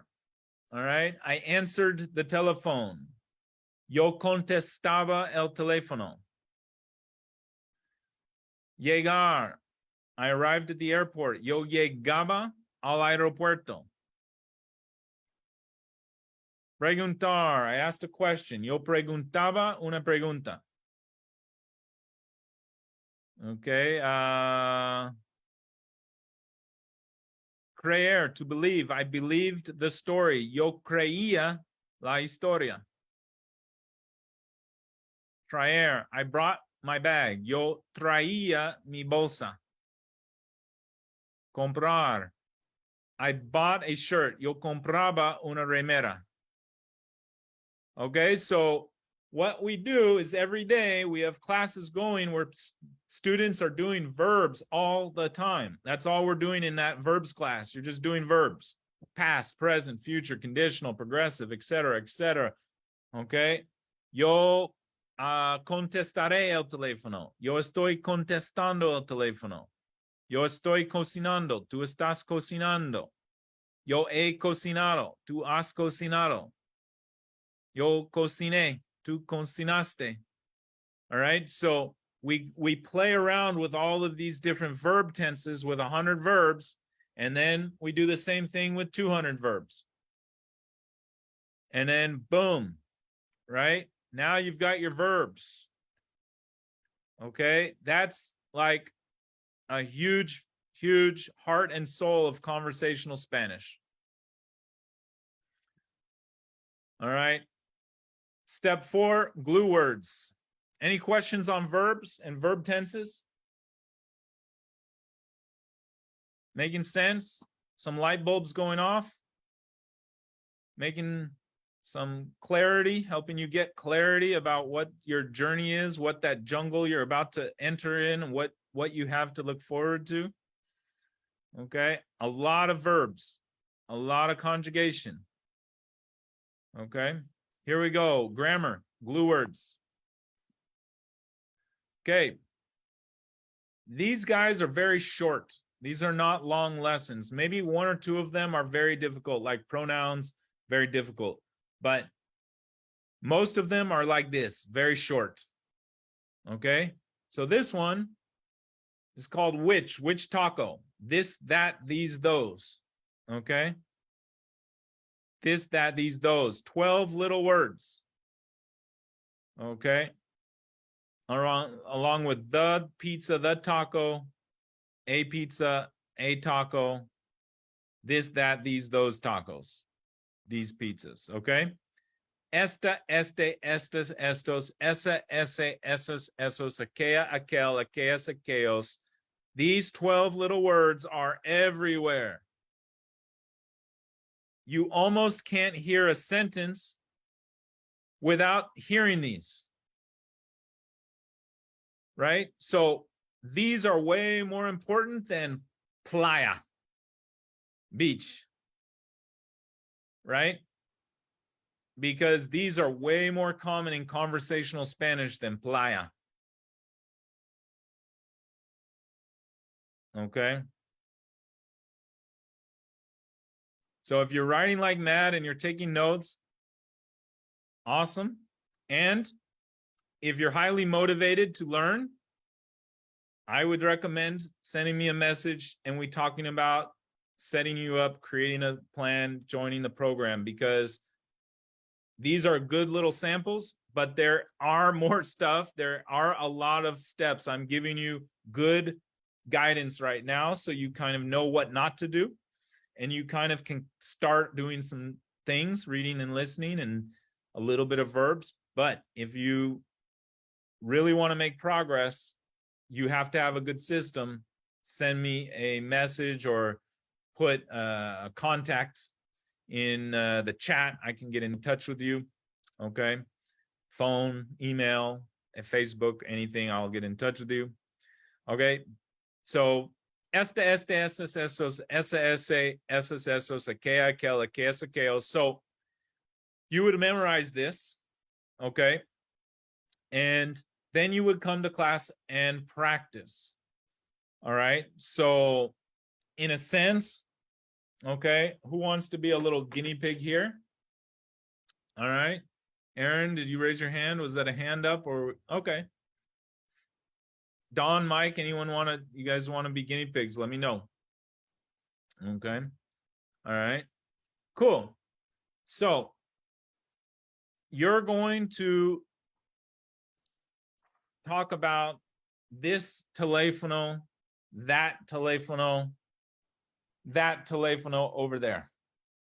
Okay. So this one, that one over there. Okay. How do you say this? Este. Say that. Este. Este. Ese. Ese. Aquel. Aquel. Este. Este. Ese. Ese. Aquel. Aquel. Okay. Este teléfono. Este teléfono. Ese teléfono. Ese teléfono. Aquel teléfono. Aquel teléfono. I want this telephone. Say that. Yo quiero este teléfono. Good. I want that telephone. Yo quiero ese teléfono. I want that telephone over there. Yo quiero aquel teléfono. Good. All right. Now let's do I'm trying to find something that's a hat. There we go. There we go. Do you know what this is in Spanish? Sombrero. Yes, or gorra? Gorra. Gorra. Okay. So la gorra is feminine. So instead of este, ese, aquel, it's going to be esta, esa, aquella. Okay. So say that. Esta. Esta. Esta Esa. gorra. Esta gorra. Esa gorra. Esa gorra. Aquella gorra. Aquella gorra. Aquella gorra. Aquella Good. gorra. Good. I want this hat. Yo quiero esta gorra. I want that hat. Yo quiero esa gorra. I want that hat over there. Yo quiero aquella Yeah. gorra. Good. That's what it is. Okay. We learn the words and then we start practicing with them. Good job. Nicely done. Okay. All right. You learn the words and then our classes are interactive, right? So I teach my classes on videos. So you watch the video and then you come to the live class with my coaches and I, and we practice with you. Right. And then if you have questions, we teach you, right? But everything is on video so that you can see it, right? You can kind of see it one time through the first time by yourself, right? And you can kind of get some notes, some questions, and then when you come to class, you'll have very good questions. You'll know exactly what you want to work on. Okay, so it looks like this in our classes. Like this. Okay, everything's in a class. It's in an order. Will help fit you if you're a little intermediate. You'll start in a different place. You'll do different things, but it's basically you follow the steps. So like that lesson would be somewhere, I think it's in week. So down here, follow the steps. So which, right here. Okay, you watch the video, this, that, these, those, okay? And then we have flashcards where you can practice it and test yourself. ¿Cuál pizza necesitas comer? Okay, Yo necesito comer la pizza. let me share the sound. Oh. Quizlet and Zoom have had this weird thing where they're not happy together. So it's something with this sound. When I share the sound, it's not working. So let me unshare. Yo necesito comer la pizza. Okay. So probably was a little muffled. But anyway, you'll do some flashcards. Which? Answer. I need to eat the tacos. Yo necesito comer los tacos. Yo necesito comer esas pizzas. Okay. I need to eat those pizzas. I need to eat those tacos. Yo necesito comer esos tacos. So you would practice like that, and then you would come to a grammar class and you would practice your grammar. Okay. Verbs, you go practice your verbs. Okay. So that's because nothing beats. Yeah, I can explain everything in the lesson, and that's very important. But remember when I talked about theory and immersion, you need both. You got to have both, right? So you got to have someone to explain things to you in English, makes sense. And then you need to have a class to practice in Spanish. You need immersion and you need theory. Okay. And usually tutors have a lot of immersion, but not a lot of theory. Immersion schools generally have too much immersion, all in Spanish, and not enough explanation in English. And community colleges usually have the opposite, too much English, not enough immersion. Apps don't give you anything live and no theory, so forget the apps. They're good for survival words, right? So you need both. You need the immersion, you need the theory, okay? And then vocabulary, all right? And this is infinite. There's infinite topics out there, all right? So this one happens to be at the airport, all right? We add a few special airport words, okay? Yo voy, I'm going to the baggage claim. Yo voy al reclamo de equipaje. Or I'm looking for the baggage claim. Estoy buscando el reclamo de equipaje. I'm looking for the gate. Estoy buscando la puerta. I'm looking for customs. Estoy buscando la aduana. So vocabulary is very straightforward. And then we would play around with it, with role play, with photos, with pictures. You would buy tickets. You would go to the gate. You would ask for your bags, right? You would study the vocabulary, and then you would come and do role play, right? So that's where all this starts coming together, right? As you start picking topics, and we have all of these topics that we've already prepared. Okay, you can see there's lots of them. And there's even more here. Lots of them. Or if we haven't done your topic, you can prepare topics. So like, let's say you love sailing and I don't have anything on sailing, right? Then you prepare a sailing vocabulary and we will practice sailing with you, right? So whatever your vocabulary is, either we have it or we'll create it with you and then you practice it. So now you're pulling together your verbs, your grammar, and now vocabulary, and you're talking and you're listening and you're conversing, right? And you put all the ingredients together and converse and converse and converse and converse and converse. All right, so that is it.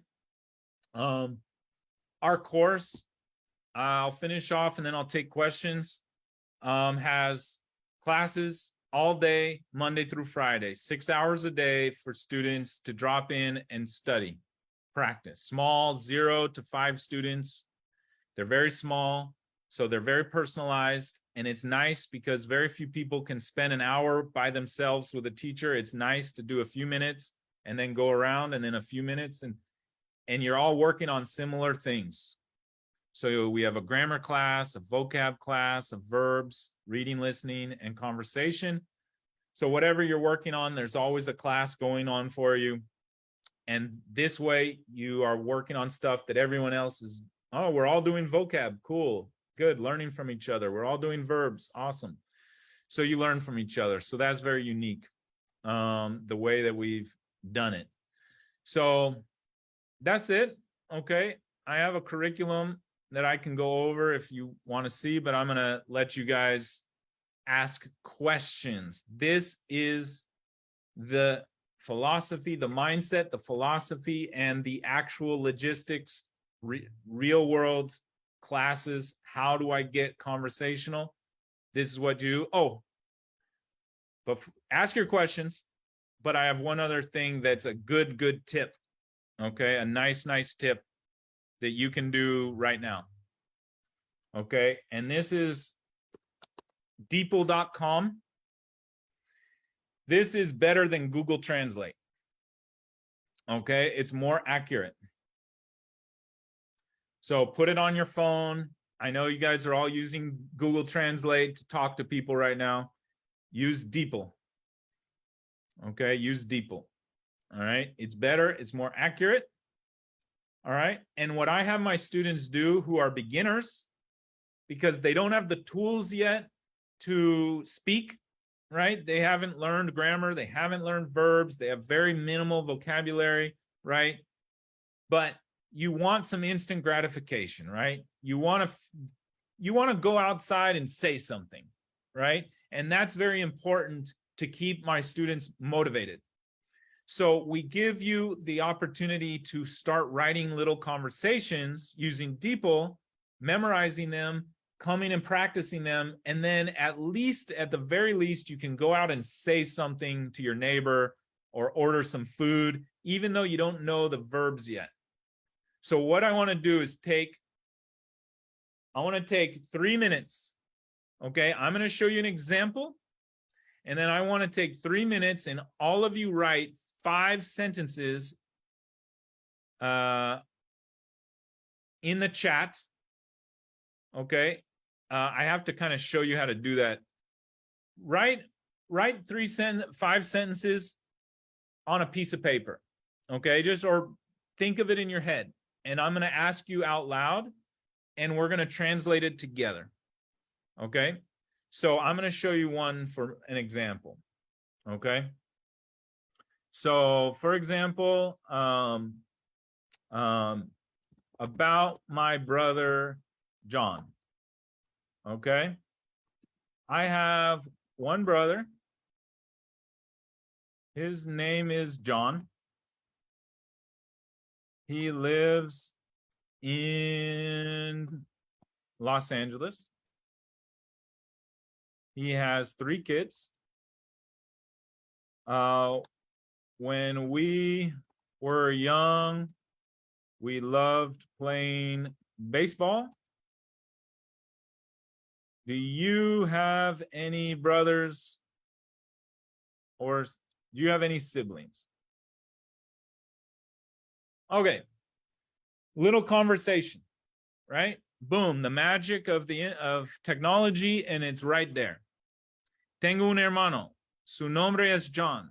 Vive en Los Ángeles. Tiene 3 hijos. Cuando éramos jóvenes, nos gustaba jugar al béisbol. ¿Tienes hermanos? So you can create little tiny conversations, 1, 2, 3, 4, 5 sentences, and go out and start using stuff, right? Just to get that confidence up, just to get a little courage up, just to get that muscle, that kind of socializing muscle working, right? You don't know like what's going on here is like 10 different things, right? There's nouns, there's verbs, there's adjectives, there's all kind. So you're not ready for this yet. You haven't studied this yet, but at least you can memorize a few sentences that you can go out and practice. So this is a great tool to keep you motivated as a beginner while you're trying to learn all that kind of, verbs and grammar and study, this gives you some instant gratification and keeps you motivated. All right. And it gives you something relevant to you. So who wants to share with me their conversation? All right. Diana wants to. Awesome. All right. If everyone wants to, you all can. We have nothing but time. All right. Diana, what do you call your topic? Ordering plants. Ordering plants. Very interesting. Awesome. It's a real topic, something that I Perfect. ran into. Even this week. better. All right. Okay. Should I just okay. English. Did you bring the plant I ordered?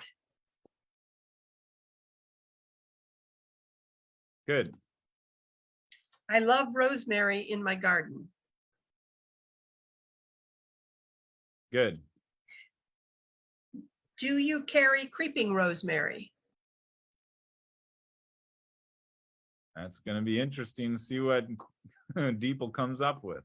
Uh-huh. It smells so good.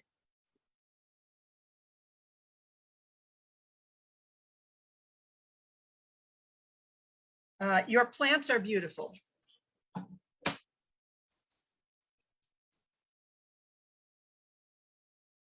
Good. All right. You ready to try to read this? Okay. Since we haven't done pronunciation together, just repeat after me. Can I just give it a go? Yeah. Okay. Let me move this out of the way. Trajiste la planta que pedí. Pedí. Me encanta el romero en mi jardín. Muy bien. ¿Tienen romero rastrero? Good. That's a hard one. Huele tan bien. Good. Sus plantas son hermosas. Perfecto. All right. So here's the only tip I would add is that our teachers and we correct our students Deeple because Deeple is good, but it's not 100%. Mm-hmm. So I might say huerta if it's, and to be honest, I think jardín is more like a yard. Sí. And huerta is more like a garden. Ah. Okay, so huerta instead of jardín. So Although I meant jardín in my yard. So okay, yeah, and I don't know if huerta is only for vegetables and fruits or if herbs would be in it. So that's a culture question more than anything. But that's the type of thing where our team would look at it. We'd make sure that, if you're in Mexico or Colombia or somewhere else, that you use the local words, right? And then you would come and practice with us. And as a beginner, it's just pure memorization. But then as you go through the program and you go intermediate and advanced and get conversational, you'll move from memorization to improvisation. That's the progression. All right. Less memorization. And then you get the tools, the verbs, the grammar, the vocabulary to start improvising. Right. So that's what we want. But as a beginner, this gives you something nice, a nice instant gratification. Okay, so that's what we do. We do it every day. And you learn a bunch of things, right? I equate it to memorize, like, this is the difference between survival Spanish and conversational.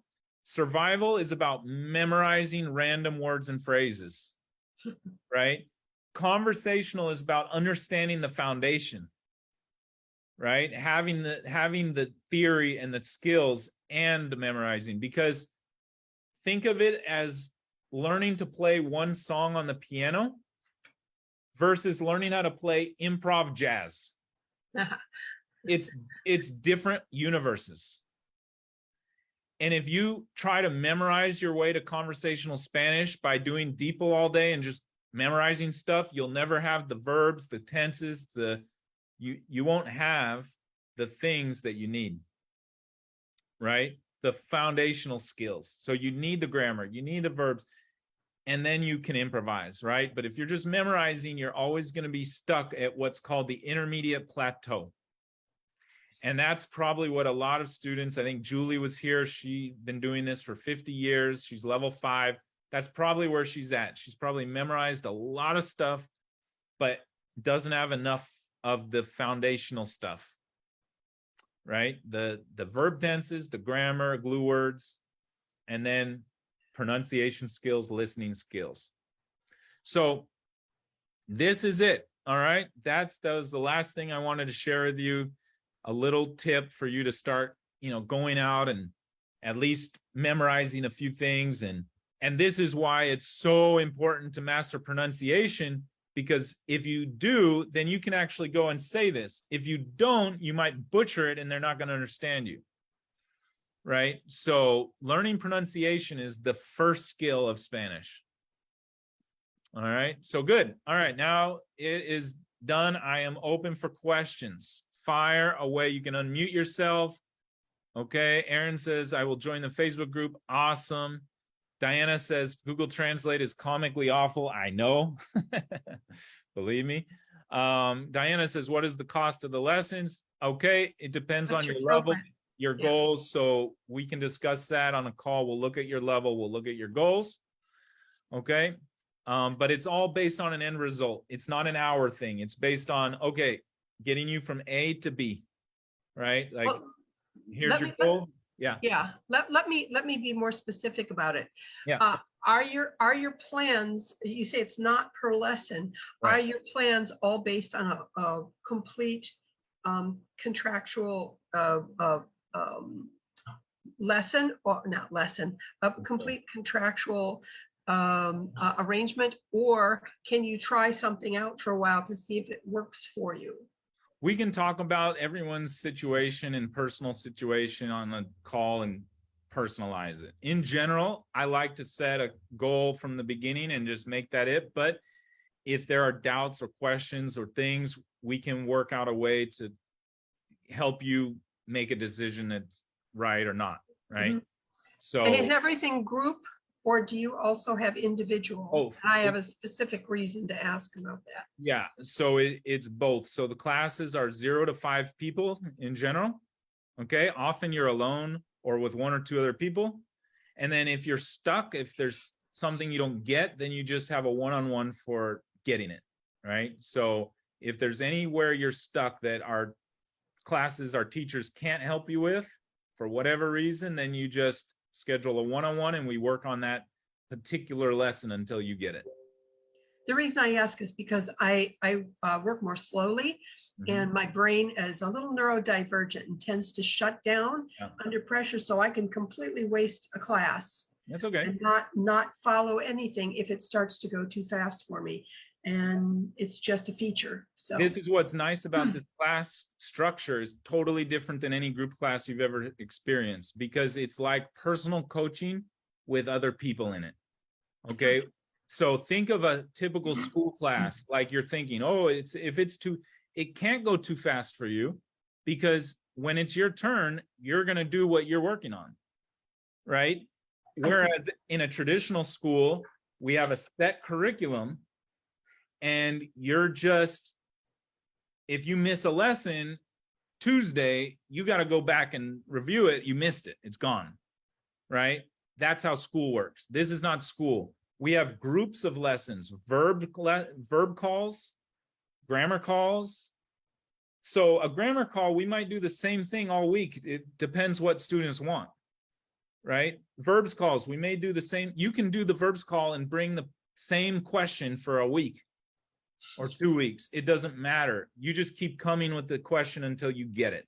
So it's a very different style of group class, and it works. It works really well because one-on-ones, and I did one-on-one coaching, they can be great. One-on-one coaching can be great, but it's more costly to have private coaching, and usually a tutor doesn't have the method or the curriculum or the videos or the support or all that stuff, right? So this gives you 6 hours a day of drop-in time, so you can get as much time as you could possibly want, more than you could ever use of practice, right? Nobody to this day has done 6 hours in a day, right? And they're free to, they're welcome to. No one does it. You don't need it, right? You usually need 5 minutes to watch the video, an hour or two to study it with your flashcards and your notes, and then come to class for 30 minutes, right? Work on it. Oh, okay, I need to go back and study it and come back tomorrow, right?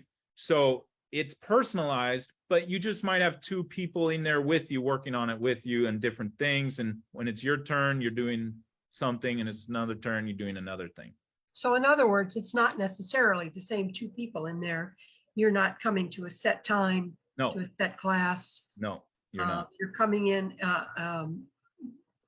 on your own schedule. Exactly. You're coming in, you're set. We help you set a schedule for yourself because we Right. want you on a schedule, but we have 6 hours a day that you can come in. Okay. Right? So you can drop in. Good questions, all good questions. And this is very, very, very unique that we designed because nothing replaces immersion. Okay. Theory is really important. A curriculum is really important for all the reasons that you saw today. But immersion is ultimately what you have to have, right? So we want to give you as much practice time as you can. And generally speaking, most people do about an hour a day of study and 3 classes a week of class. They come to class for like an hour on Monday, Wednesday, Friday, or something, right? Like that's the average student. Some do more, some do less, some do every day. Some have learning disabilities. We have people with brain injuries, trauma, ADHD. We have students with every kind of, we have students from ages 20 to 80 doing this, right? So it's paced for your pace. That's the other nice thing. It's at your pace. You watch a video, and if it takes you longer to do that video and do that lesson and learn it and sink it in, then you do a little longer. It doesn't matter, but the material is there and the pathway is there. So it removes all of your doubts. Like, you know what to do. You should always know what you're working on every day, right? That's the fastest way up the mountain. Some people will climb Everest in a day. Some need 2 days. Some need a week, right? Fast. You know what I mean? So everyone climbs at different speeds, but all we can do as coaches is give you the best path and give you the support you need, and you do the hard work, right? And you just keep doing it. And that's where consistency is trumps intensity, right? If you want to be a little more slow and do little smaller bites, you can do it, right? So consistency is the secret ingredient, right? And then we bring the path, we bring the method, we bring the class. Good questions, all good questions. Okay. Yeah, does that make sense? It makes sense. And just to know how to sign up for this, it's at what you put before, which is to So sign there, up, we actually go to the Peter L. McCaslin yes, and follow you there and message. that's right. So go to my profile, right? Click send message. You know, there'll be a thing because I can't send myself a message, right? And then you will send me a message, and we'll talk about it. All right. So this is like let's say Bethany. I send her, click on message, boom, I'll send her a message. So you just click on my name, send me a message, and boom, I'll answer you. We'll set up a time to talk. We'll look at where you're at and your goals, and we'll come up with a plan, a time, a schedule, and da da da da da da da. So is Facebook your preferred or only form of interacting? I have WhatsApp, I have email. Okay. So if you prefer WhatsApp, you can put your WhatsApp in there and I can send you a WhatsApp. But you know, if you want to, what's your preference for contact? Well, just that Facebook, sometimes I have difficulty getting the messages, and I'll find messages that completely were missed and I never got a notification for, and I have to actually look down the list to go find messages, whereas WhatsApp comes up. So let me put my email as well and my WhatsApp in the chat. And that's a great point. You make these are great points that probably someone watching the replay might have the same question. Okay, so I've just put in the chat, and I will put it here in, I'm gonna create a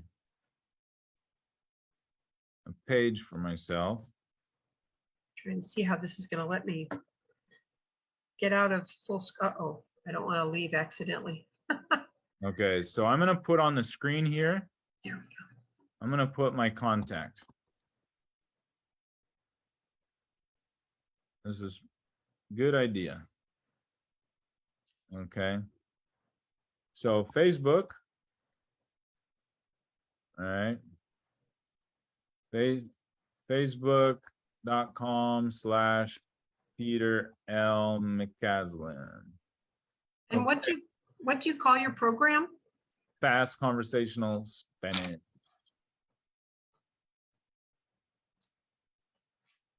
Here's my WhatsApp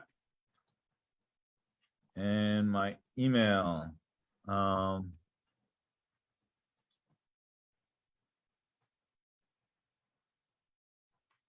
Okay. Thank you. Thank you. Awesome. Where are you living? Me, south of Ensenada. South of Ensenada? Unfortunately, I'm in an expat community, so everybody just automatically speaks English. And after 2 years, I am not getting anywhere. Thanks, Dawn. I see you there. All right. I thought I'd be fluent by now.